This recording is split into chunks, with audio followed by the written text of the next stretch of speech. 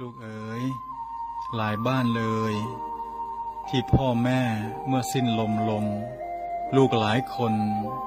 ไปกอดศพแม่แล้วบอกว่าแม่หลับให้สบายนะแม่ลูกจะรดน้ำศพให้แม่หลับให้สบายไม่ได้หลับเลยลูกตอนเป็นอยากหลับไม่ได้หลับเลยลูกเสียงรถลูกยังไม่เข้าบ้านแม่ยังหลับตาไม่ลงในทุกๆวันแล้ววันนี้จะให้แม่มานอนหลับตาตอนในวันที่แม่หลับตายตอนเป็นไม่ได้หลับลูกหลายบ้านทีเดียวที่มาจุดธูปหน้าโลงศพแล้วก็เรียกบอกว่าแม่กินข้าวด้วยกันสักมื้อนะแม่จะกินยังไงล่ะลูกก็ตอนเป็นแม่บอกให้ลูกกลับมากินข้าวกับแม่สักมื้อสองมื้อมาไหมลูกหลายคนไม่ได้กลับมาแล้วจะมากินข้าวกับศพตอนที่แม่หมดลมมันจะช้าไปไหมลูกวันนี้แม่หลายบ้านพ่อหลายบ้านที่เรียกร้องสิทธิ์ว่าลูกเอ๋ยวันนี้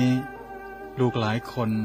ที่ผู้ชายหลายคนเขาทิ้งลูกไม่สนใจลูกกลับมากอดพ่อสิลูกผู้หญิงหลายคนที่เขาไม่ใยดีในความรักที่ลูกหยิบยื่นให้กลับมากอดแม่สิลูกเอาน้ำตามาเช็ดไหล่แม่เช็ดไหล่พ่อที่ยังพร้อมจะให้ลูกได้กอดเสมอผู้ชายผู้หญิงคู่นี้ยังพร้อมเสมอนะลูกที่จะให้ลูกกลับมาและไม่มีข้อแม้ใด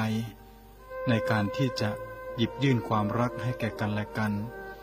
วันนี้ไม่อยากให้ลูกบ้านไหนจะต้องมาจุดธูปหน้าโลงศพแล้วเรียกบอกว่าเดี๋ยวก่อนแม่อย่าเพิ่งไปลูกยังไม่ได้ทำบางอย่างที่อยากจะทำกับแม่ก็ตอนเป็นแม่บอกให้ไปทำบางอย่างให้แม่ลูกบอกเดี๋ยวก่อนเดี๋ยวซะจนแม่ไม่มีลมหายใจที่จะคอยลูกบางคนวันนี้